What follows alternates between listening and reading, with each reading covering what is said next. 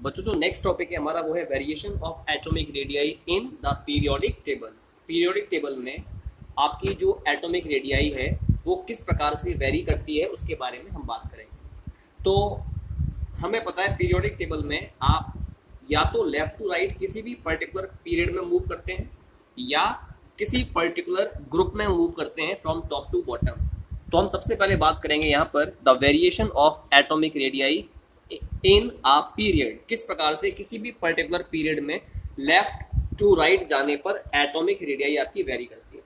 हम जानते हैं जब भी आप किसी पीरियड में मूव करेंगे फ्रॉम लेफ्ट टू राइट, जब भी आप किसी भी पर्टिकुलर पीरियड में मूव करते हैं लेफ्ट टू राइट, तो लेफ्ट टू राइट जाने पर हमें पता है होता क्या है कि आपके जो नंबर ऑफ शेल्स होते हैं वो सेम रहते हैं।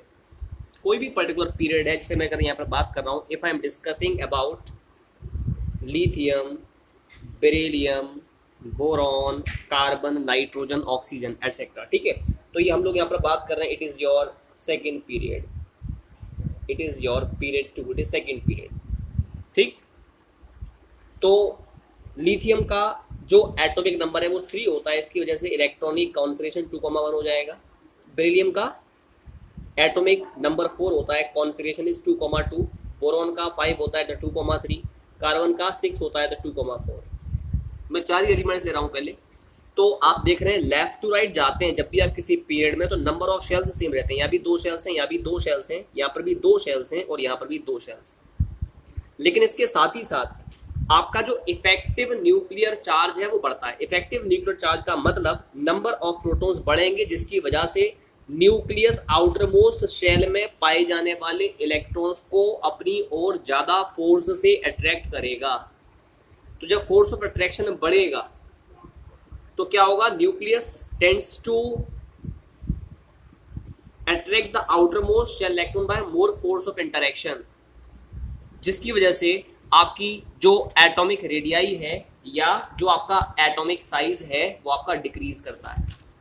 तो मैंने केवल इतनी बात बताई, लेफ्ट टू राइट जाने पर किसी भी पर्टिकुलर पीरियड में एटॉमिक रेडियाई जनरली आपकी डिक्रीज करती है। क्यों? क्योंकि नंबर ऑफ शेल्स तो सेम रहते हैं किसी भी पर्टिकुलर पीरियड में, और इफेक्टिव न्यूक्लियर चार्ज के बढ़ने के कारण न्यूक्लियस में टेंडेंसी होती है आउटर मोस्ट शेल में पाए जाने वाले इलेक्ट्रॉन्स को अपनी ओर ज्यादा टेंडेंसी से अट्रैक्ट करने की, जिस वजह से एटॉमिक रेडियाई एटम की डिक्रीज करती है किसी भी पर्टिकुलर पीरियड। लेकिन अगर हम सेकेंड पीरियड के एलिमेंट्स को लेते हैं, जैसे हमने यहाँ पर ही लिया, I am taking again, I am writing all the elements present in second period. Second period में पहला एलिमेंट है लिथियम, दूसरा है बेरिलियम, तीसरा है boron, carbon, nitrogen, oxygen, fluorine as well as neon. अगर आप इनकी एटॉमिक रेडियाई के बारे में बात करें, मैं इसकी एटॉमिक रेडियाई की जो वैल्यूज हैं उनको मैं ले रहा हूँ जो कि पिकोमीटर में है, ठीक है। हम यहाँ पर एटॉमिक रेडियाई की वैल्यू ले रहे हैं। लिथियम के लिए वैल्यू है 152, ये याद नहीं करनी है वैल्यूज। बेरिलियम के लिए 111, बोरॉन के लिए 88, कार्बन के लिए 70, नाइट्रोजन के लिए, कार्बन के लिए 77, सॉरी, नाइट्रोजन के लिए 70, ऑक्सीजन के लिए 74, फ्लोरीन के लिए 72 आती है, और जो नियोन है उसके लिए 160 होती है, ठीक है। ऐसे ही सेकेंड पीरियड के बाद थर्ड पीरियड में भी हम लोग बात करेंगे तो अलग अलग वैल्यूज होंगी एटॉमिक रेडियाई के लिए।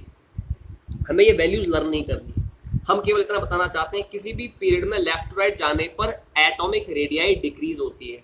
तो आपने देखा लिथियम की 152 है, बेरिलियम में जाने पर घट गई, फिर बोरॉन पे जाने पर फिर डिक्रीज हुई, कार्बन पे जाने पर और घट गई, नाइट्रोजन पे जाने पर और घट गई। लेकिन नाइट्रोजन के बाद जैसे ही आप नाइट्रोजन से ऑक्सीजन पर मूव कर रहे हैं तो एटॉमिक रेडियाई आपकी एटॉमिक रेडियाई आपकी बढ़ रही है नाइट्रोजन से ऑक्सीजन पर जाने पर। जबकि according to the rule as we move from left to right in a particular period, तो एटॉमिक रेडियाई आपकी डिक्रीज होनी चाहिए, लेकिन यहाँ पर नाइट्रोजन से ऑक्सीजन पर जाने पर एटॉमिक रेडियाई आपकी बढ़ रही है। अब यहाँ पर क्वेश्चन ये अराइज होता है, क्यों ऐसा होता क्यों है, ठीक है, इसके बारे में बात करूंगा। लेकिन उससे पहले एक बात और बताना चाहेंगे, जो भी आपके एल्कली मेटल्स होते हैं, एल्कली मेटल्स किसी भी पर्टिकुलर पीरियड में एल्कली मेटल्स की एटॉमिक रेडियाई सबसे अधिक होती है और हैलोजन्स की एटॉमिक रेडियाई सबसे कम होती है। लेकिन यहाँ पर जो सेकंड पीरियड है ये एक्सेप्शन को शो कर रहा है। सेकेंड पीरियड के लिए सबसे कम एटॉमिक रेडियाई नाइट्रोजन की है। क्यों है अभी मैं बात करूंगा। दोबारा सुनो क्या बताया, किसी भी पीरियड में लेफ्ट टू राइट जाएंगे तो सबसे अधिक एटॉमिक रेडियाई होती है एल्कली मेटल्स की, मतलब ग्रुप 1 में पाए जाने वाले एलिमेंट्स की, और हैलोजेंस की एटॉमिक रेडियाई जनरली सबसे कम होती है। ठीक है, नोबल गैसेस तो बिल्कुल ही एक्सेप्शंस होते हैं, बात की जाएगी। ये तो सबसे अधिक एटॉमिक रेडियाई को शो करेंगे, ये नोबल गैसेस हैं, इनके आउटर मोस्ट शेल कंप्लीट है। ठीक है, तो अभी मैं बात करना चाहूंगा केवल कि जब भी आप सेकेंड पीरियड में लेफ्ट टू राइट जाते हैं तो सेकेंड पीरियड में लेफ्ट टू राइट जाने पर एटॉमिक रेडियाई हैलोजन की सबसे कम होनी चाहिए, लेकिन यहां पर नाइट्रोजन की एटॉमिक रेडियाई सबसे कम है। उसके बाद नाइट्रोजन से ऑक्सीजन पर जाने पर एटॉमिक रेडियाई आपकी क्या कर रही है, बढ़ रही है। ठीक है, और उसके बाद फिर ऑक्सीजन से फ्लोरीन पर जाने पर एटॉमिक रेडियाई आपकी घट रही है। अब इस बात को हम कैसे एक्सप्लेन करेंगे उसके बारे में बात करते हैं। अगर आप नाइट्रोजन की बात करें, we know well the atomic number of nitrogen is 7। इसका हो जाएगा कॉन्फिगरेशन 2 या 1, we can I am writing it 1s2 2s2 and 2p3। यानी इसमें जो p एटॉमिक ऑर्बिटल है, p एटॉमिक ऑर्बिटल्स 3 होते हैं नंबर में पता है, और इसमें एक एक इलेक्ट्रॉन पाया जा रहा है हर p ऑर्बिटल में। अगर आप यहाँ पर ऑक्सीजन की बात करेंगे, atomic number is 8, configuration is 1s2 2s2 and 2p4। यानी इसमें जो सेकंड p एटॉमिक ऑर्बिटल है उसमें 4 इलेक्ट्रॉन्स है, 1 2 3 एंड 1 4 इलेक्ट्रॉन्स। लेकिन जब आप नाइट्रोजन से ऑक्सीजन पर जाते हैं तो नाइट्रोजन से ऑक्सीजन पर जाने पर आपके नंबर ऑफ प्रोटॉन्स बढ़ते हैं। यहाँ पर 7 प्रोटॉन है, यहाँ पर 8 प्रोटॉन हो जाते हैं। इसका मतलब इफेक्टिव न्यूक्लियर चार्ज बढ़ता है। तो इफेक्टिव न्यूक्लियर चार्ज के बढ़ने से न्यूक्लियस को आउटर मोस्ट शेल में पाए जाने वाले इलेक्ट्रॉन को ज्यादा टेंडेंसी से अपनी ओर अट्रैक्ट करना चाहिए। तो यहाँ पर करता भी है नाइट्रोजन से ऑक्सीजन पर जाने पर। अगर आप नाइट्रोजन से ऑक्सीजन की ओर मूव करते हैं तो इफेक्टिव न्यूक्लियर चार्ज आपका बढ़ता है by 1, but at the same time जो p एटॉमिक ऑर्बिटल है, आपने देखा इसमें एक p एटॉमिक ऑर्बिटल ऐसा है जिसमें 2 इलेक्ट्रॉन्स पाए जाते हैं और ये दोनों इलेक्ट्रॉन्स एक दूसरे को रिपेल करते हैं। तो कहने का मतलब है यहाँ पर 2 प्रकार के इंटरेक्शन वर्क करते हैं। जो पहला होगा वो तो होगा क्या, इन 2 इफेक्ट वर्क कर रहे हैं। एक तो इंक्रीज्ड न्यूक्लियर चार्ज, पहला तो है इंक्रीज्ड न्यूक्लियर चार्ज, और दूसरा है inter electronic repulsion. If you are moving from nitrogen to oxygen तो इस कंडीशन में आपका जो इंटर इलेक्ट्रॉनिक रिपल्शन है वो अधिक होता है in comparison to the increased nuclear charge. तो जब रिपल्शन ज्यादा है, फोर्स ऑफ अट्रैक्शन कम है, न्यूक्लियर चार्ज के कारण अट्रैक्शन कम है, तो एटॉमिक रेडियाई आपकी बढ़ जाती है। यही कारण है कि नाइट्रोजन से ऑक्सीजन पर जाने पर एटॉमिक रेडियाई आपकी इंक्रीज करती है। क्यों? क्योंकि इसमें जो इंटर इलेक्ट्रॉनिक रिपल्शन है वो ओवरकम करता है किसको, इफेक्टिव न्यूक्लियर चार्ज को। लेकिन जब आप ऑक्सीजन से फ्लोरीन पर मूव करेंगे, fluorine atomic number is 9, configuration is 1s2 2s2 and 2p5। तो 2p5 का मतलब ये हो गया, इसमें 2p एटॉमिक ऑर्बिटल्स में 5 इलेक्ट्रॉन्स हैं, 1 2 3 4 5। तो ये भी इंटर इलेक्ट्रॉनिक रिपल्शन शो करेगा, ये इलेक्ट्रॉन भी इंटर इलेक्ट्रॉनिक रिपल्शन शो करेगा। लेकिन ऑक्सीजन से फ्लोरीन पर आने पर फिर से आपका न्यूक्लियर चार्ज बढ़ जाता है बाई 1 यूनिट। तो होगा क्या, ऑक्सीजन से फ्लोरीन पर मूव करने पर जो इफेक्टिव न्यूक्लियर चार्ज बढ़ा है वो डोमिनेंट है। इसका मतलब वो ओवरकम करता है इंटर इलेक्ट्रॉनिक रिपल्शन को। इलेक्ट्रॉनिक रिपल्शन इन दोनों में भी, इन दोनों इलेक्ट्रॉन्स में भी रिपल्शन हो रहा है, इन दोनों इलेक्ट्रॉन्स में भी रिपल्शन हो रहा है। तो कहने का मतलब है ऑक्सीजन से फ्लोरीन पर जब आप मूव करते हैं तो आपका जो इफेक्टिव न्यूक्लियर चार्ज होता है उसका मैग्नीट्यूड कैसा होगा, ज्यादा होगा in comparison to inter electronic repulsion. That's why on moving from fluorine oxygen to fluorine further again your atomic radii decreases. तो ये मैंने आपको इसके बारे में बताया क्यों नाइट्रोजन से ऑक्सीजन पर जाने पर एटॉमिक रेडियाई इंक्रीज करती है और उसके बाद फर्दर डिक्रीज करती है। अब अगला प्रश्न यहाँ पर ये है कि जो आपके हैलोजेंस होते हैं, जो हैलोजेंस के बाद जो भी आपके इनर्ट गैसेस होते हैं, ग्रुप 18 में पाए जाने वाले जो एलिमेंट्स हैं जिनको आप नोबल गैसेस भी कहते हैं, उनका एटॉमिक रेडियाई सबसे अधिक होता है। तो इसका कारण क्या है? Why the atomic radii of noble gases are found to be maximum? इसका कारण है द कंप्लीटली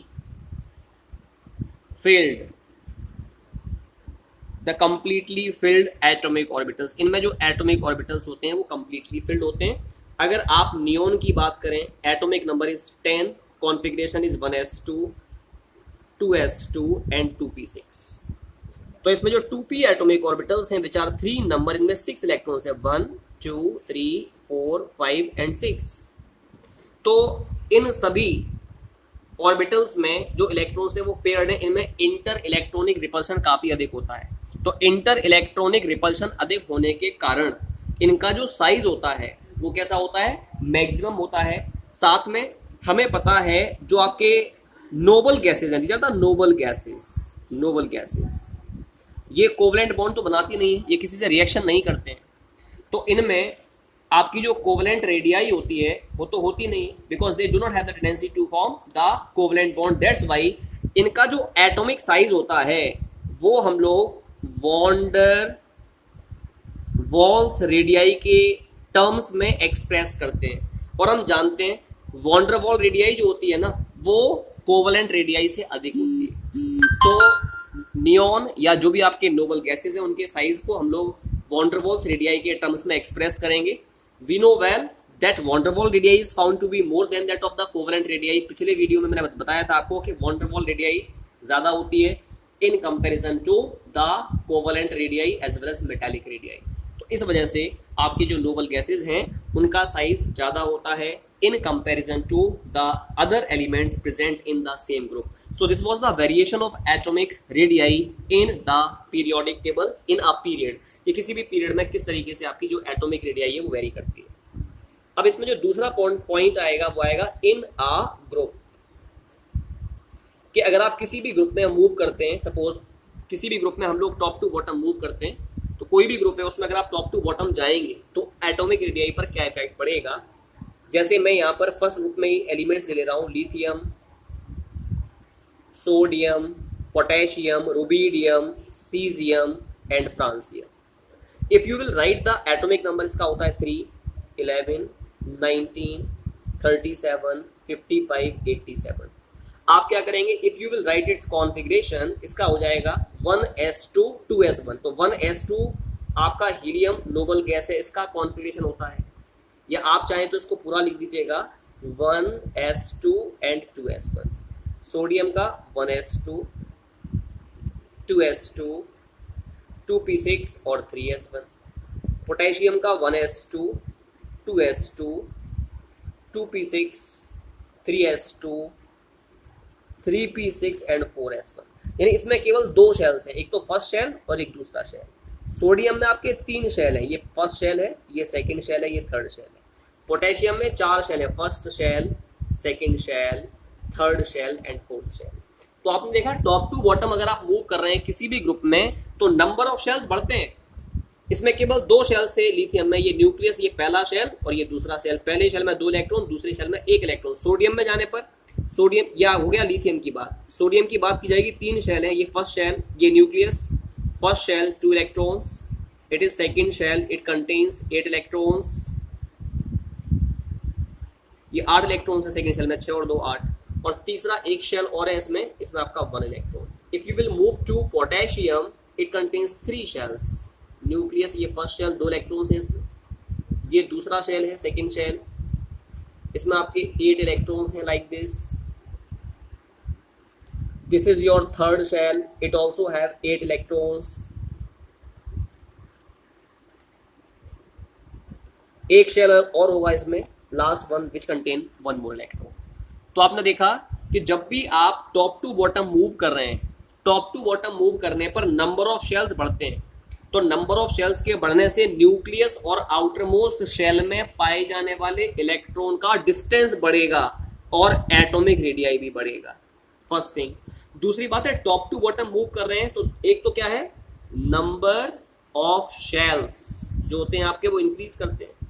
साथ में आपका जो शील्डिंग इफेक्ट होता है या जो स्क्रीनिंग इफेक्ट होता है वो भी बढ़ता है। तो नंबर ऑफ शेल्स के बढ़ने से distance from nucleus and outer most electron increases and the atomic radii also increases. Shielding effect के बढ़ने का मतलब इलेक्ट्रॉन में रिपल्शन बढ़ता है। More the number of shells, more the number of electrons in the inner shells, more will be the shielding effect.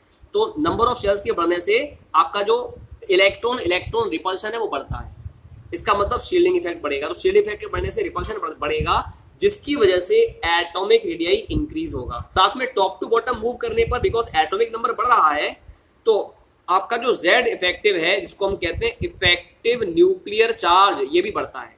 तो nuclear charge बढ़ेगा तो nucleus tends to attract the outer most shell electron by more force of interaction. तो effective nuclear charge के बढ़ने के कारण आपका जो एटॉमिक साइज है, एटॉमिक रेडियाई है, वो डिक्रीज करना चाहिए। तो ये दोनों जो फैक्टर्स है ना, ये दोनों फैक्टर्स ये तो एटॉमिक साइज को बढ़ाते हैं, जबकि इफेक्टिव न्यूक्लियर चार्ज का बढ़ना एटॉमिक रेडियाई को कम करता है। क्योंकि आपके जो फर्स्ट टू फैक्टर्स होते हैं ये होते हैं डोमिनेंट, ये डोमिनेंट होते हैं ओवर द थर्ड फैक्टर, मतलब नंबर ऑफ शेल्स जो बढ़ रहे हैं या स्क्रीन इफेक्ट जो बढ़ रहा है, ये डोमिनेंट है over the increase in effective nuclear charge. That's why as we move from top to bottom in our group, always atomic radii increases. So this was about